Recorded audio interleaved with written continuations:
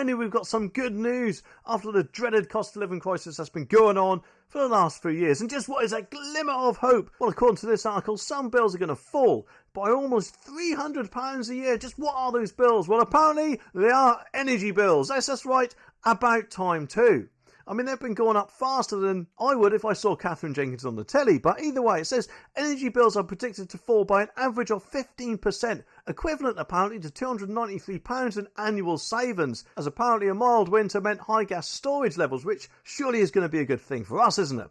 A closely watched forecast by Cornwall Insight indicates energy bills from April to June will apparently drop to £1,635 a year for the typical user, which, let's face it, is still a lot more than they once were. However, it's surely not going to be that much of a kick in the gonads that it has been for the past few years. And that is because, in comparison, apparently the average yearly costs from January to March stood at £1,928. For the rest of the year, however, bills will be lower, Cornwall anticipates, and such a drop will result in the lowest energy bills for 2 years. Hooray! About time too. Although, as it does say, energy prices still remain above pre-pandemic levels and households will continue to struggle. And it does make me wonder just how much electric bills will go up by when more and more people will buy EVs before the 2035 deadline, when apparently the government are not going to let us actually buy new petrol and diesel cars anymore. Although, to be honest, between you and me, I think that deadline will be pushed back if anything. But either way, if more people use electric,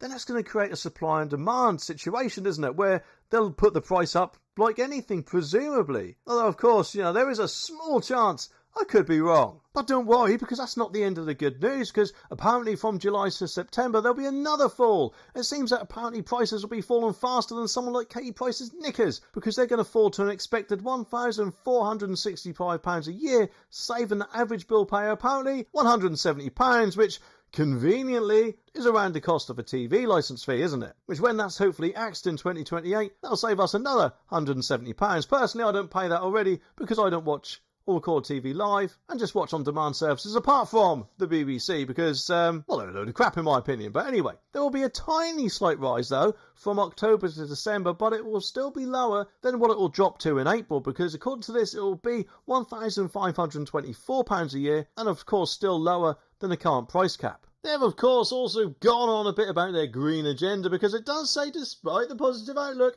the UK's energy system still remains volatile, apparently, due to reliance on gas imports. The chief executive of Cornwall Insight, Dr. Craig Lowry, has said.